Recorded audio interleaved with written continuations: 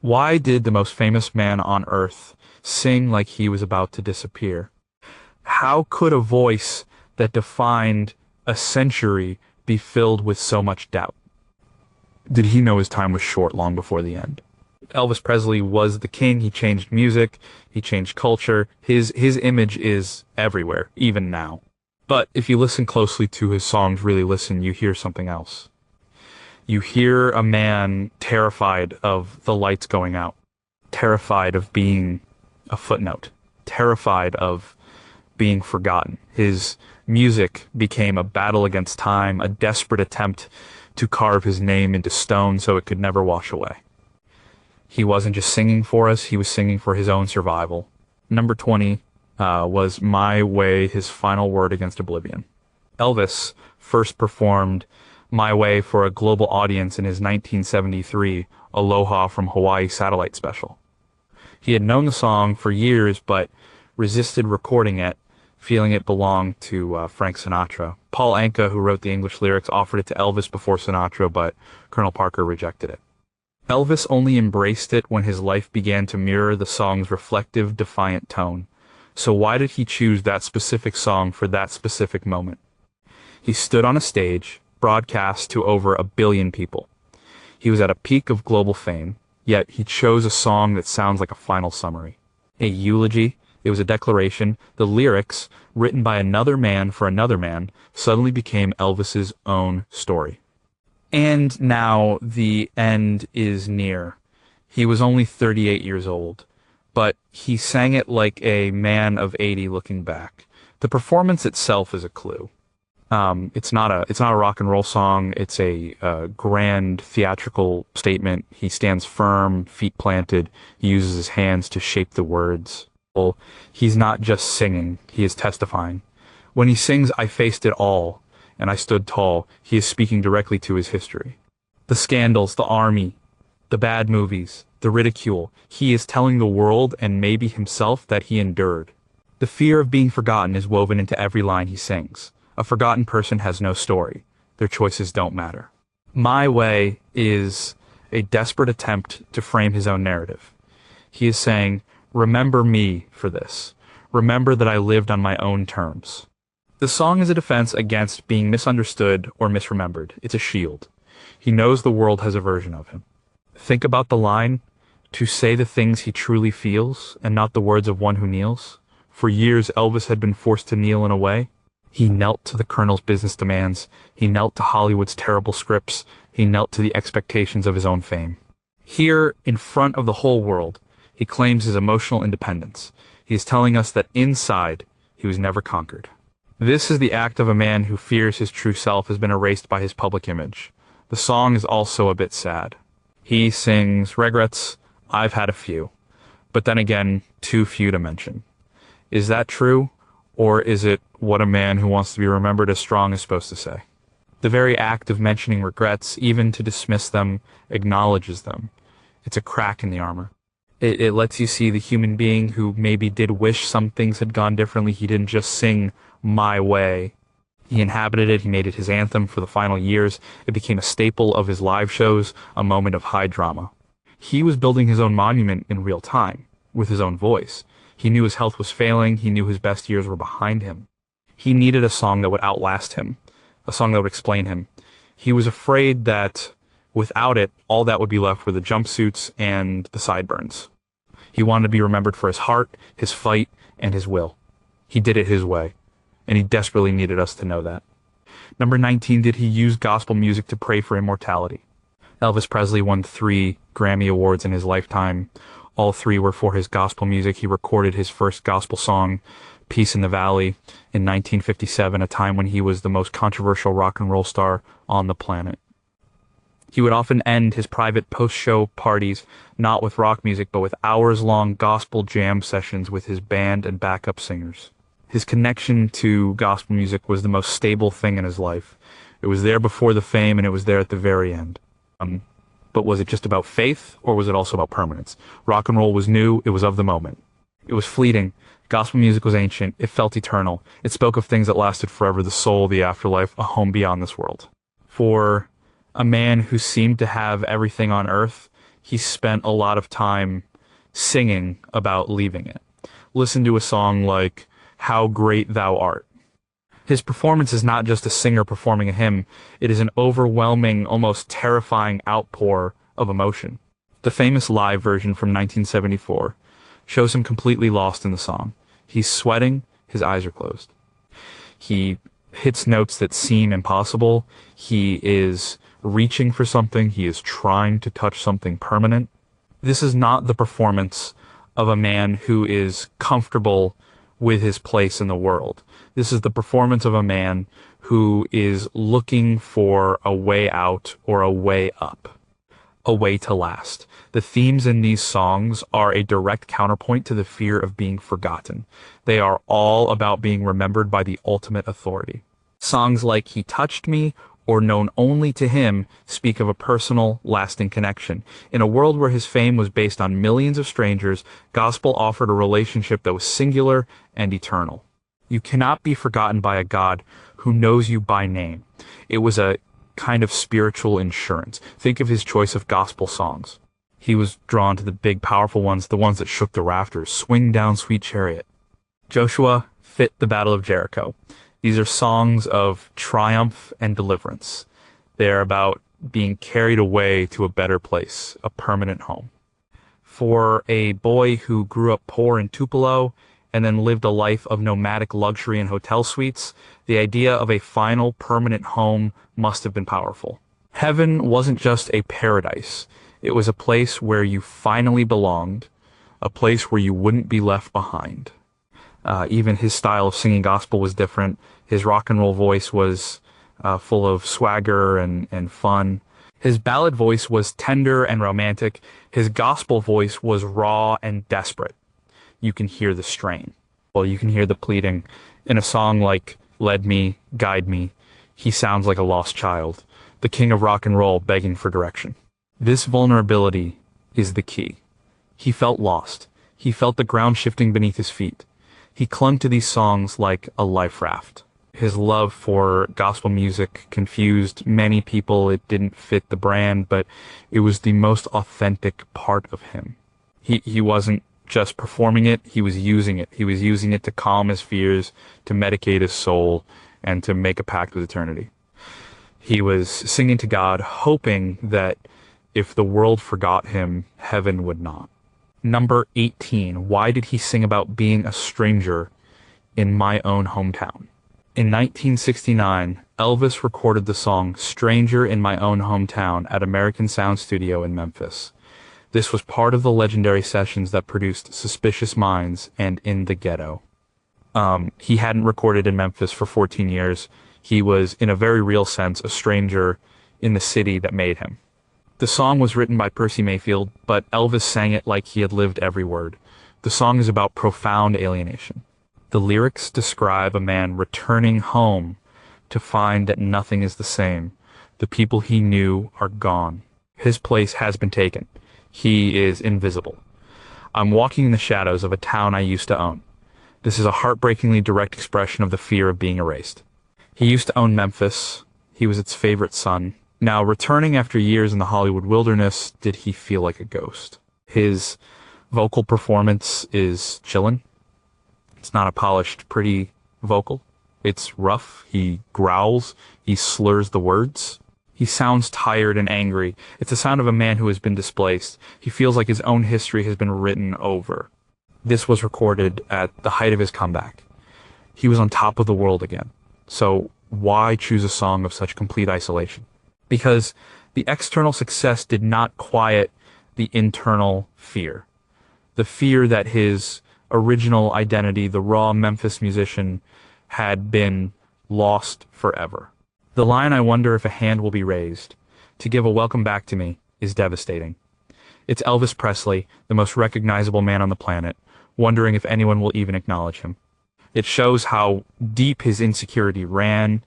He feared that the authentic Elvis, the one he himself identified with, was gone. And if that version of him was gone, then who was this person in the jumpsuit? He was a stranger, even to himself. This song is not just about a physical town, it's about his own life. His hometown is his own past. his own legacy. He is looking back at the 1950s, at the boy who changed the world, and he feels disconnected from him. The Hollywood years had been a long exile. He had made dozens of forgettable movies and recorded soundtracks that were beneath his talent. He had been away from his musical home for so long that he wasn't sure if he could ever truly go back. This choice of song reveals a man grappling with his own myth. He was no longer just a person. He was a brand and industry, and he felt trapped outside of it, looking in. He was afraid that the world had moved on, that they remembered the image, but had forgotten the man. He was a stranger in the very life he had built. He was singing about the ultimate loneliness, the loneliness of being famous but not being seen. He was right there in the spotlight, screaming that he was invisible. Number 17 was the 68 comeback special, A Battle Against Being Irrelevant. By 1968, Elvis Presley was in danger of becoming a joke. He hadn't performed live in 7 years. The Beatles, the Rolling Stones, and the whole psychedelic rock scene had made his brand of music seem quaint.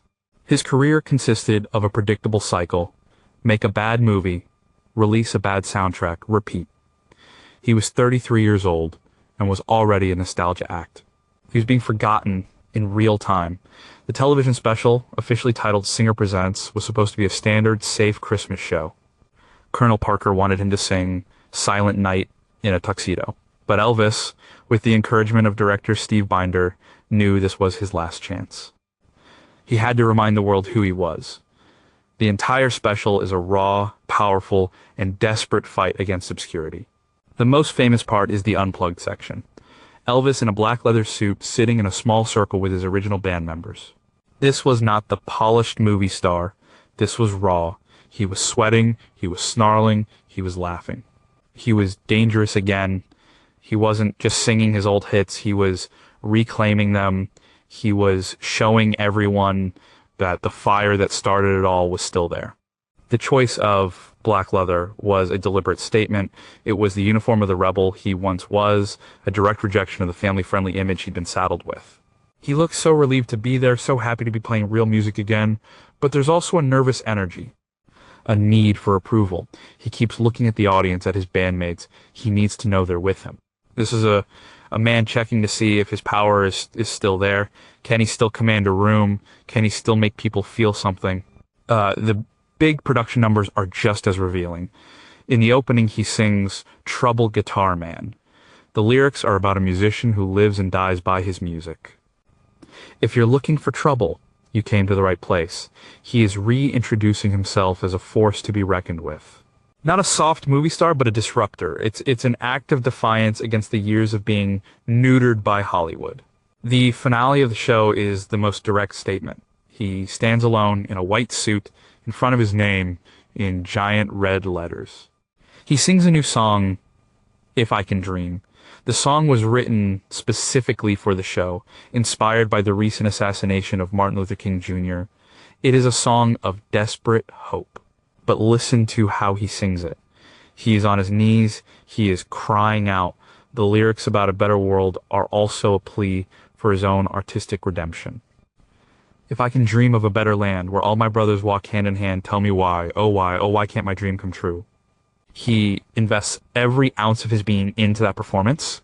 He's not just singing about social change. He's singing about his own dream, the dream of being a serious artist again, the dream of being respected. The dream of not being forgotten. The 68 special was not a comeback. It was an exorcism. He was casting out the ghost of his own irrelevance. Number 16 is Suspicious Minds, the sound of a man who can't escape his own trap. Recorded in 1969, Suspicious Minds became Elvis's final #1 hit in the United States. On the surface, it's a song about a relationship poisoned by mistrust. But for Elvis, it was so much more. The song's structure and his performance turn it into an anthem of entrapment. It perfectly mirrors his own life, a life he was desperate to change, but from which he could not escape. The song is famous for its unusual time signature changes and its fade-out fade in ending. This was a production choice by producer Chips Moman, one that Colonel Parker tried to have removed. That fade-out is crucial. The music dies down, the horns swell, Elvis's voice gets more frantic, it feels like an ending. And then, suddenly, it all comes roaring back. The trap snaps shut again, the song doesn't resolve, it just starts over. It's a loop. This musical loop is a perfect metaphor for Elvis's life at the time. He was caught in a trap of fame, of the Colonel's control, of his own image, of his marriage to Priscilla, which was already failing. He sings, "We're caught in a trap, I can't walk out because I love you too much, baby." Who is he singing to? Priscilla? His audience? His own fame? The answer is probably all of them. He loved the adoration, but it was also destroying him. He couldn't walk out. His vocal performance is one of his most desperate. He's not crooning, he is shouting. He is pleading. The lines, "Oh, let our love survive," and "or dry the tears from your eyes," are delivered with a raw, frantic energy. He sounds like a man trying to hold something together that is already shattered. He is fighting a losing battle. The paranoia of the lyrics is also telling. Why can't you see what you're doing to me when you don't believe a word I say? And Elvis lived in a world of yes men and hangers-on. He was surrounded by people, but he was profoundly lonely and isolated. He never knew who to trust. His life was a constant performance, and he was suspicious of everyone around him, including himself. The song channels this deep-seated paranoia. Suspicious Minds is not a love song. It's a horror story. It's about being stuck in a room with no doors. He was the most famous man in the world, and he was a prisoner. A prisoner of his own life. The song's endless cycle was his reality. Every day was the same. The fans, the demands, the isolation. He had just pulled off the '68 comeback. He had proven he was still relevant, but this song shows that even at the peak of his return, he felt hopelessly stuck. He was afraid that this trap was all there would ever be, and that he would be remembered not as the man who broke free, but as the man who died in the cage. Number 15, why did his Christmas songs sound so lonely? Elvis Presley loved Christmas. He released his first Christmas album in 1957, but his most famous Christmas song, Blue Christmas, is a masterpiece of sadness. He didn't write it, but he owns it. When you listen to his holiday music, especially the later recordings, you hear a profound sense of melancholy. Christmas is a time of home, family, and memory. For Elvis, it seemed to be a time that highlighted what he had lost. Blue Christmas is the perfect example. It's a standard holiday song about missing a lover, but Elvis's performance transforms it. His voice has a hollow echoing quality. The backup singers, with their high ghostly oohs, sound like a sad choir. He sings the lines with a kind of weary resignation. "I'll have a blue Christmas without you." It's not a cry of passion. It's a statement of fact. This is his reality. This feeling of loneliness permeates his other Christmas songs too. Listen to his version of "I'll Be Home for Christmas." The song is supposed to be hopeful, a promise from a soldier to his family. But when Elvis sings the line, "If only in my dreams," his voice is filled with such sorrow. It's as if he knows the dream is the only way he'll ever get home. Home isn't a place he can return to. It's a memory. It's a feeling he's lost. What was he so sad about? And he was spending Christmas at Graceland, surrounded by family and his entourage, but he was isolated by his own fame. Christmas magnifies feelings of belonging or not belonging. For Elvis, it seems to have magnified his feeling of being an outsider in his own life. He was providing the perfect Christmas for everyone else, while he himself felt empty. His 1971 album, Elvis Sings the Wonderful World of Christmas, is even more revealing. It includes songs like Holly Leaves and Christmas Trees. The lyrics speak of watching children play and feeling a deep sense of nostalgia and loss.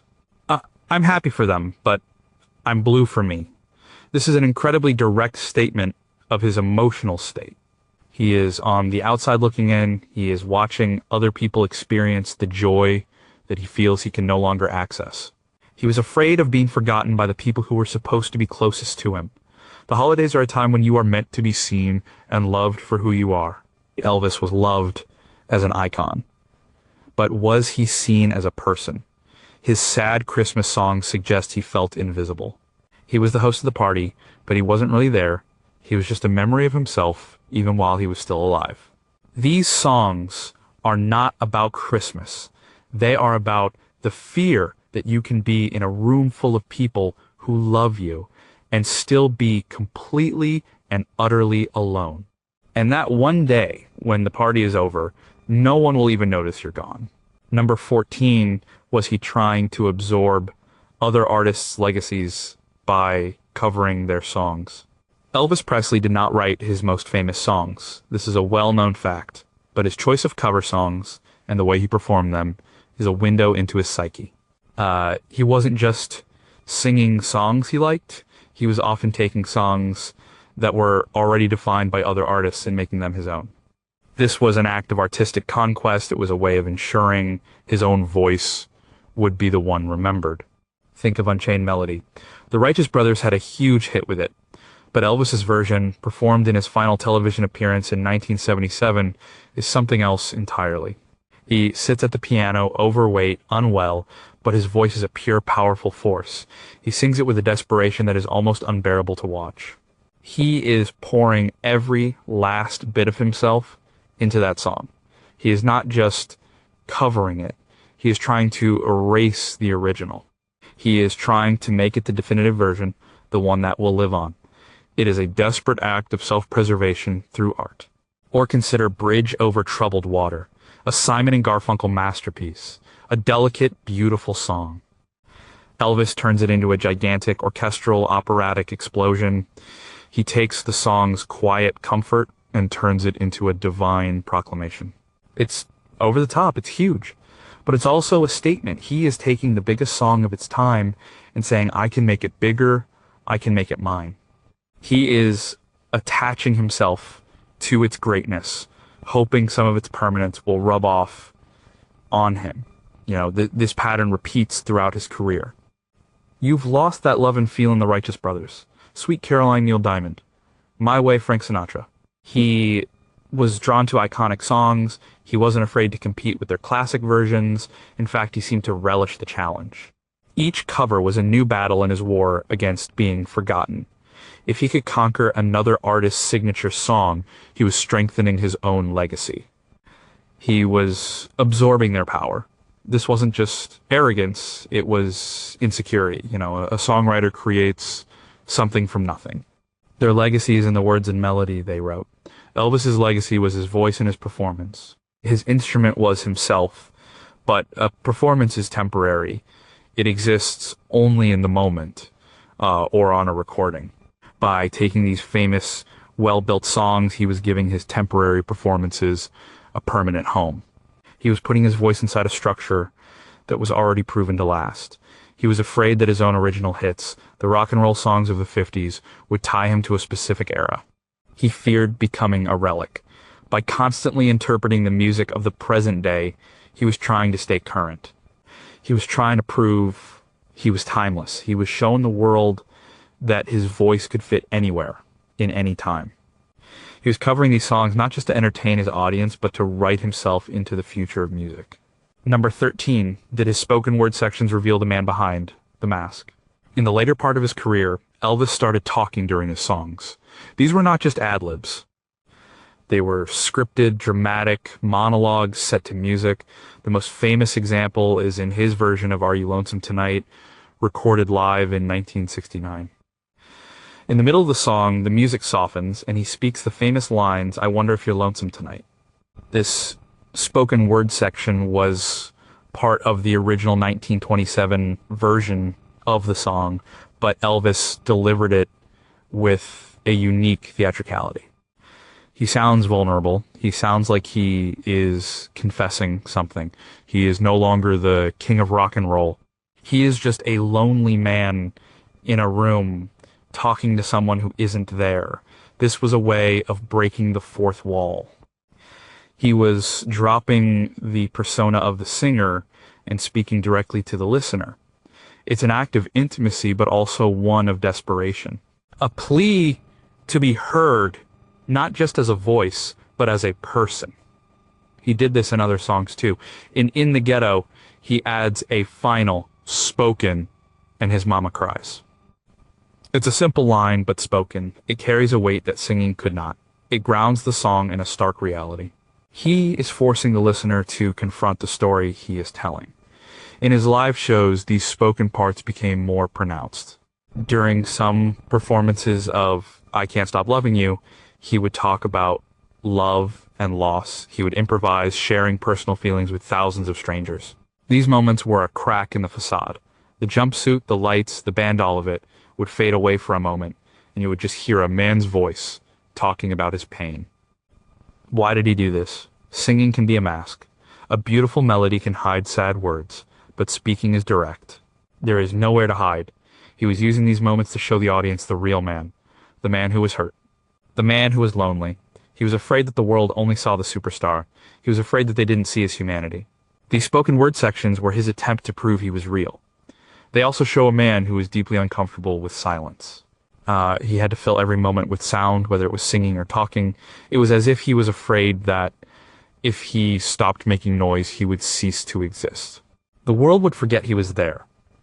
His monologues were a way of holding the audience's attention, of forcing them to listen to him. These moments are some of the most heartbreaking in his catalog. They are the sound of a man using the only tool he has, his voice has, to try and connect with someone, anyone, on a real level. He was surrounded by people, but he was talking to himself, hoping someone out there in the dark was actually listening. Number 12. Why did he return to the raw sound of From Elvis in Memphis? The From Elvis in Memphis album, recorded in 1969 at American Sound Studio, was a radical departure from the slick, sterile movie soundtracks that had defined his decade. He was working with a new producer, Chip Smoman, and a gritty, soulful house band. The sound is raw, funky, and real. This was not a commercial decision. This was an artistic necessity. It was an attempt to find his authentic self again, the self he was afraid he had lost forever. For years, Elvis had been recording with the same group of Nashville session musicians. The sound was professional, but it was safe. It had no edge. At American Sound, he was pushed. The musicians challenged him.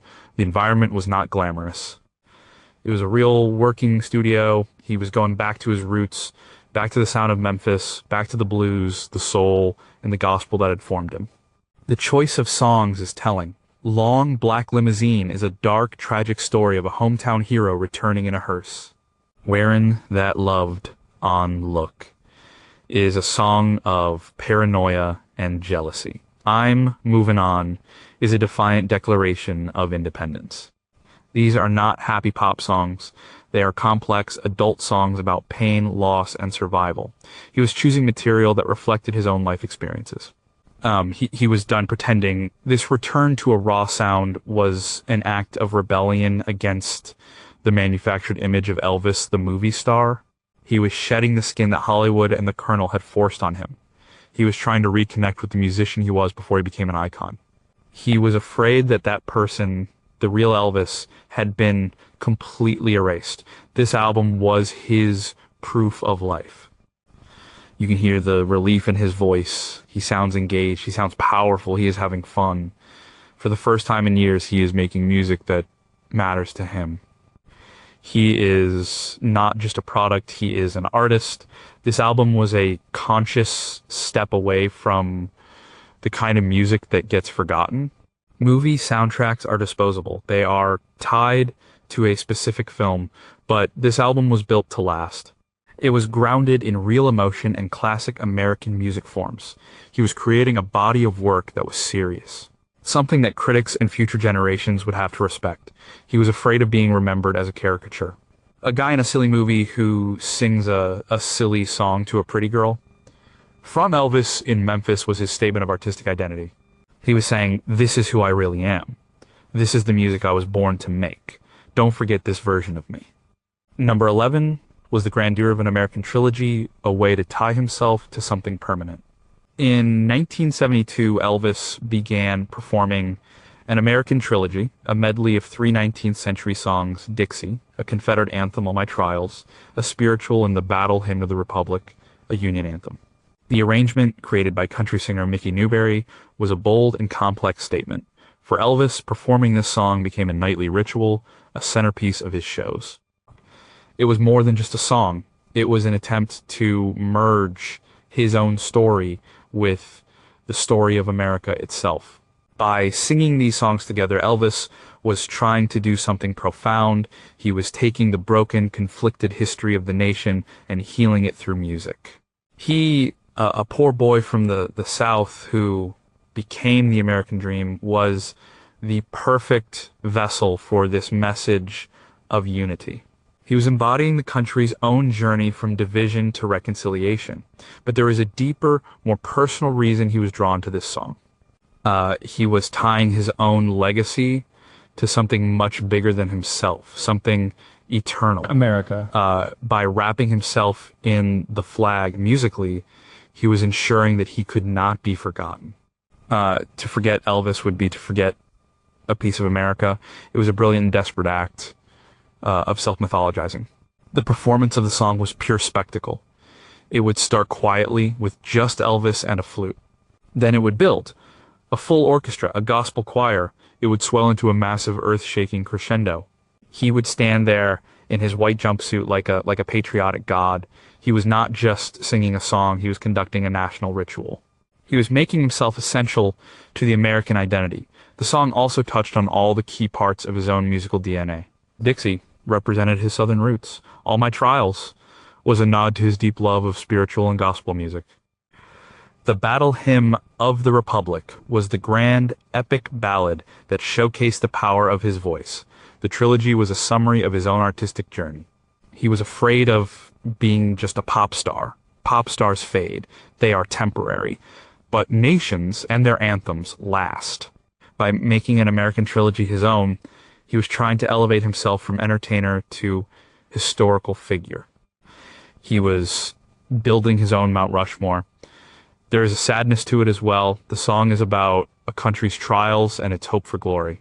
Elvis's own life was a series of trials.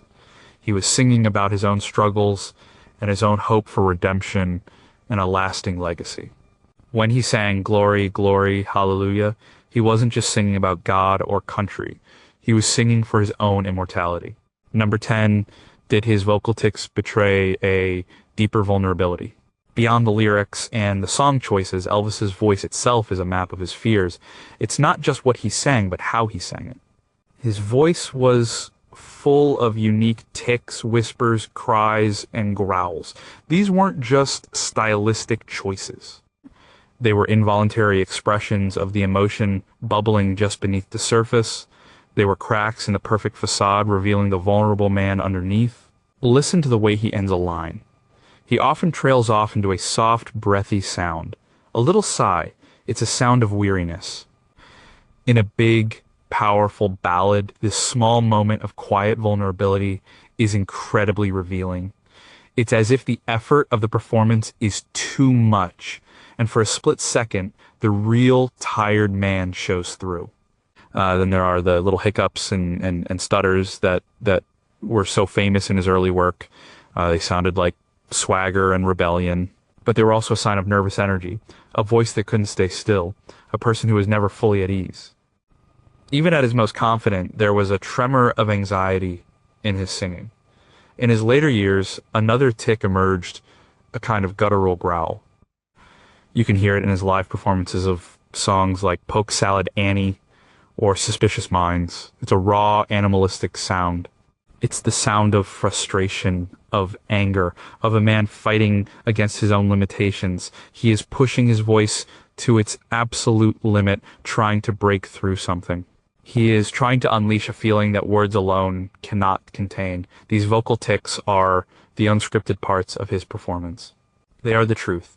A lyric can be written by someone else. A melody can be arranged. But these sounds came from deep inside him.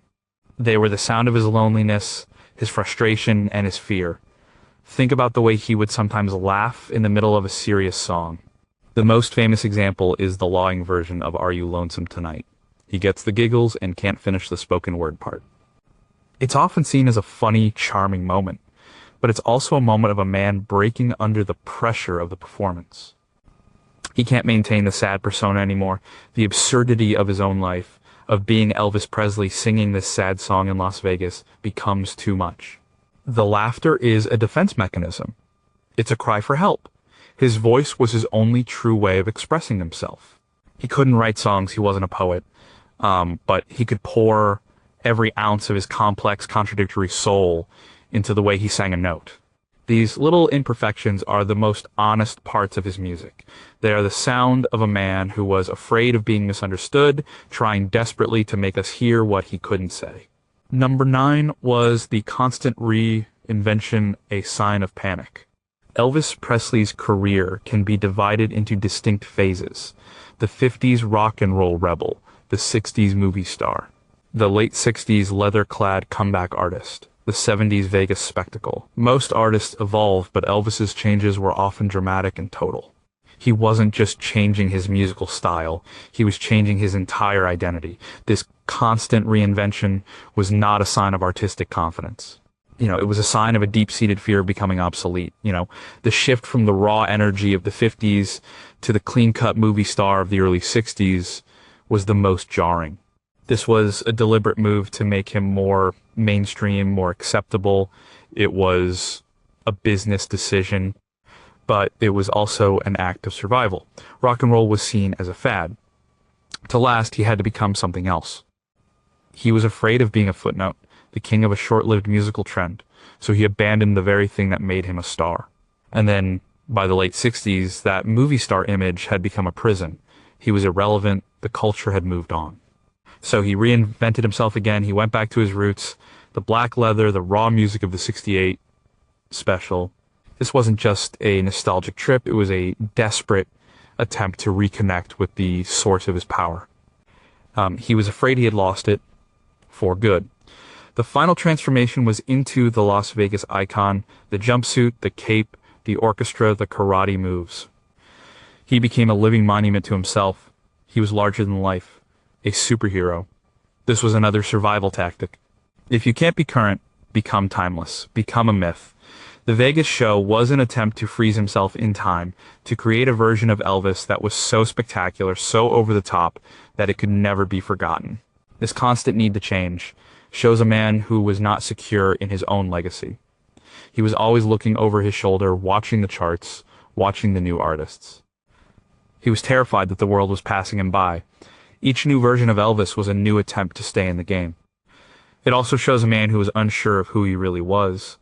Was he the boy from Tupelo, the rock and roll king, the actor, the family man? He tried on all these identities, but none of them seemed to fit perfectly. He was always performing, always creating a new character to play. This is a tragic way to live, constantly running from your own past, constantly trying to guess what the future wants. His music from these different eras often feels disconnected. It's hard to draw a straight line from Hound Dog to Blue Hawaii to Burning Love. This lack of a consistent artistic thread is the sound of his panic. He was so afraid of being forgotten that he was willing to become anyone or anything to keep our attention. Number 8, why did he sing so many songs about leaving? A recurring theme in Elvis Presley's music is the act of leaving, running away, moving on. From Mystery Train at the very beginning of his career to I'm Leavin' in the 70s, his catalog is filled with songs about escape. This wasn't just a standard rock and roll trope. For Elvis, it was a deep personal obsession. He felt trapped, and his music was his fantasy of getting away. Mystery Train, one of his earliest Sun records, is about a train taking his baby away. But the final verse has a twist. That train's gotta be on time. Because I'm gonna find my baby and bring her home to me. It starts as a song of loss, but ends with a determination to reverse it. It's a young man's fantasy of control over his own destiny. But as his career went on, the songs about leaving became more final and more desperate.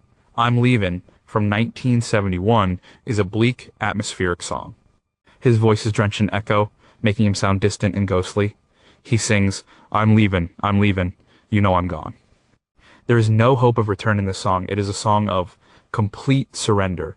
He is disappearing. He was the most famous man in the world. Where could he possibly go? This is the key. The escape he sang about was not a physical one. It was an escape from himself. An escape from the crushing weight of being Elvis Presley.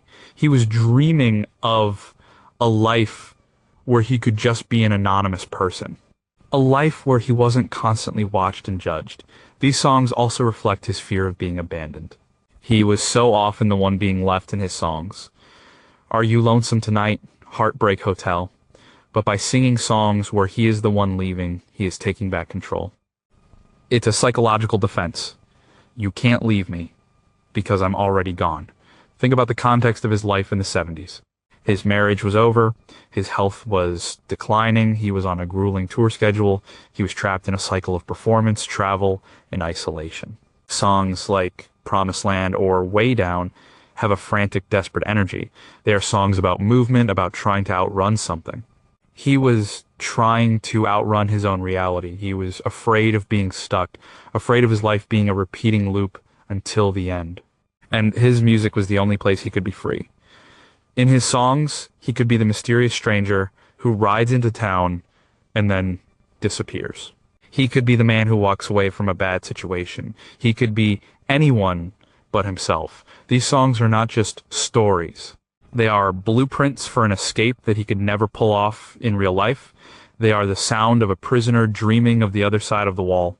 Number 7 was the sheer volume of his work, A Defense Against Silence. Elvis Presley recorded over 700 songs. He starred in 31 feature films. He performed over 1,100 concerts in the 1970s alone. The sheer volume of his output is staggering. It is often seen as a sign of his incredible work ethic.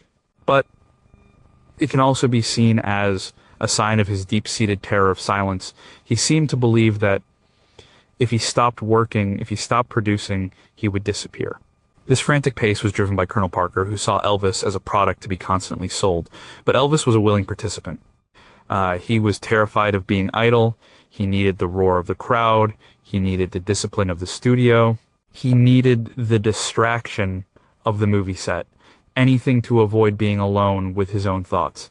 This relentless pace had a huge impact on the quality of his work, especially in the 60s. He was forced to record dozens of mediocre songs for his movie soundtracks. He knew they were bad.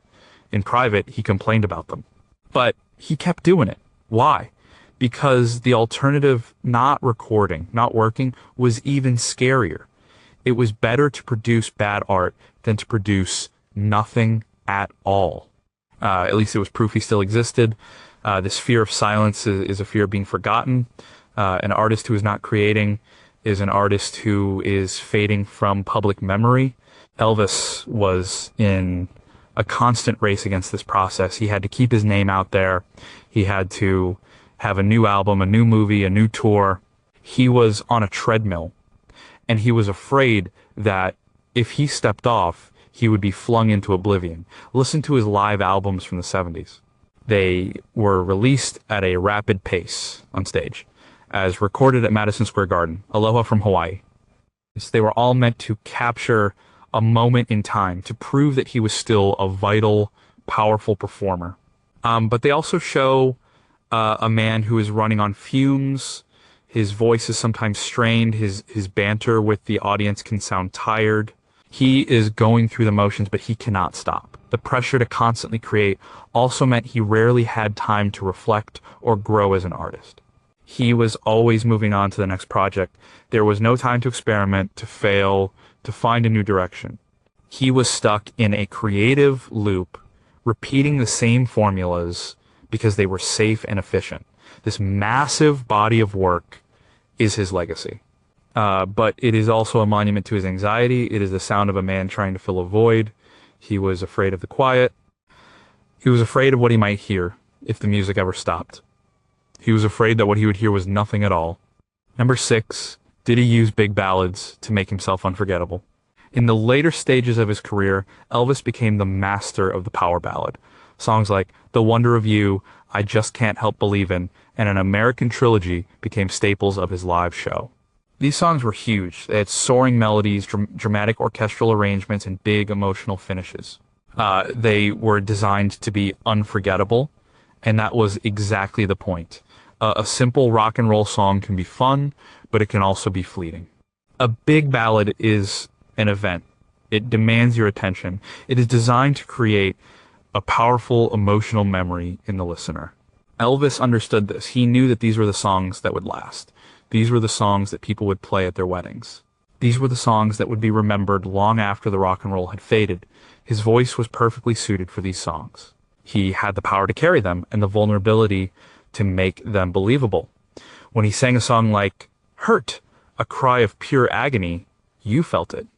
The performance was so intense, so full of real pain, that it was impossible to ignore. He was carving his emotion directly into the listener's mind.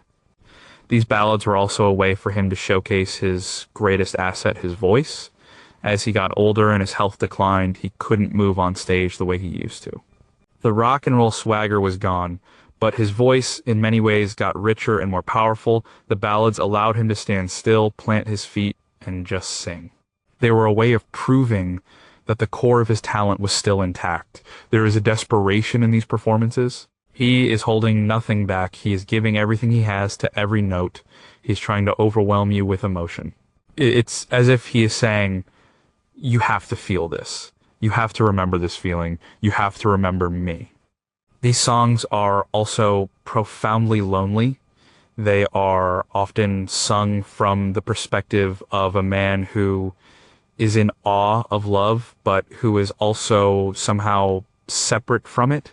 In The Wonder of You, he sings, "When I'm in doubt and filled with despair, you'll never know you're there." He is an observer of the goodness of others, not a participant.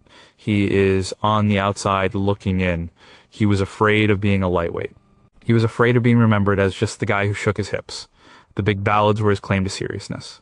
They were his application to the club of great singers, alongside people like Frank Sinatra or Roy Orbison. He was building a catalog of songs that were so emotionally powerful, so musically grand, that they would be impossible to erase from history. Number 5 was The Seclusion of Graceland, a fortress against a world that had moved on. Graceland was Elvis's home, his sanctuary, but it was also his prison. In his final years, he rarely left it except to tour. The world outside was changing rapidly. Punk rock was emerging. Disco was on the rise. The culture was moving in directions that had nothing to do with him. Graceland became a fortress where he could hide from this reality. It was a place where he was still the king. Inside the walls of Graceland, time stood still. The decor, the people, the routines, everything was designed to comfort and reassure him.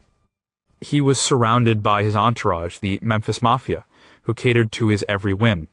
They were his friends, but they were also his employees. They created a bubble around him, shielding him from the outside world and from any unpleasant truths. This self-imposed isolation was a defense mechanism. He was afraid of facing a world that no longer revered him in the same way. He was afraid of seeing the new stars who were taking his place. He was afraid of being seen as old, overweight, and out of touch. In Graceland, he was safe. He was protected from the judgment of the world. But this isolation also fed his fear of being forgotten. By cutting himself off from the world, he was making himself a ghost in his own lifetime. He was becoming a rumor, a legend.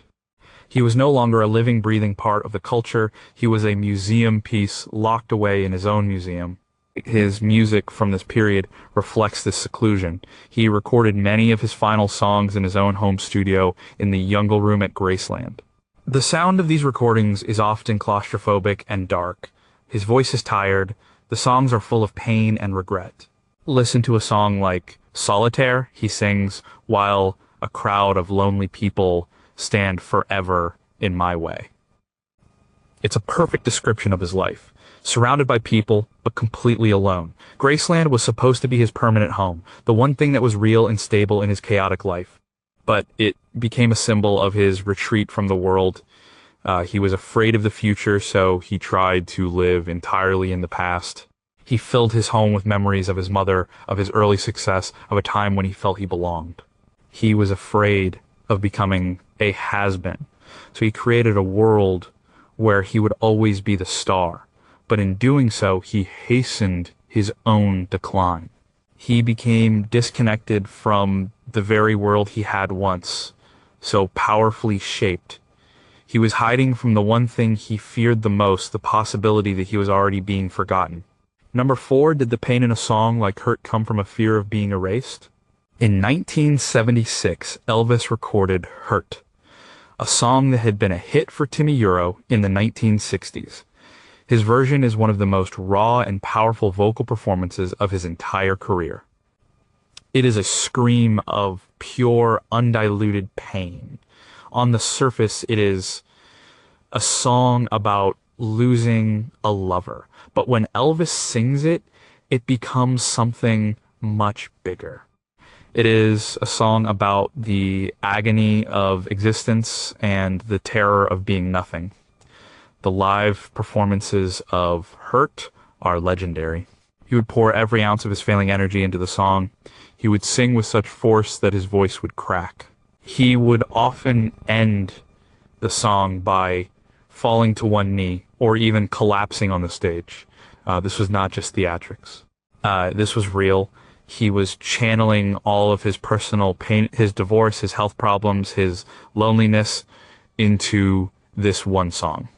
But the pain and hurt goes deeper than just his personal circumstances. The key line is, "I'm hurt much more than you'll ever know." He feels a pain that is so profound, so immense, that it cannot be communicated. It is the pain of being fundamentally misunderstood, of being alone with your own suffering. This connects directly to the fear of being forgotten. To be forgotten is to have your pain and your life rendered meaningless. It is to have your story erased. When Elvis screams the line, "I'm hurt," he is fighting against this erasure. He is demanding that his pain be witnessed. He is forcing the audience to acknowledge his suffering and therefore his existence. The song is a protest against invisibility. He was afraid that the world only saw the jumpsuit and the smile. They didn't see the broken man inside. Hurt was his way of ripping off the mask and showing them the wound. The physical act of performing the song was a form of self-flagellation. He was pushing his body to its limits as if to prove he could still feel something, that he was still alive. It was a violent, desperate act. He was at war with his own body and his own despair. He was afraid of fading away quietly. He was afraid of dying in a hotel room, a sad footnote to his own legend. Hurt was his rage against that fate. It was a primal scream into the void, a declaration that he was still here, that he was still feeling, and that his pain mattered. He was trying to leave a scar on the memory of the world, a mark so deep that it could never be smoothed over. Number 3 was his obsession with his mother's memory, a way of fighting his own disappearance. Elvis Presley's mother, Gladys, died in 1958 when he was just 23, and at the peak of his initial fame. He never got over it. His grief was profound and lifelong.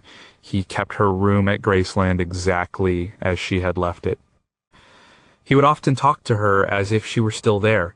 This deep connection to his dead mother is a key to understanding his fear of being forgotten. For Elvis, Gladys was his anchor. She was the one person whose love was unconditional. She loved him before he was famous. She loved the boy, not the king. When she died, he lost that anchor. He was adrift in a sea of fame, surrounded by people who wanted something from him. He lost the one person who saw the real him. His obsession with her memory was a way of keeping that real version of himself alive. As long as he remembered her, and remembered the boy she loved, then that boy still existed somewhere.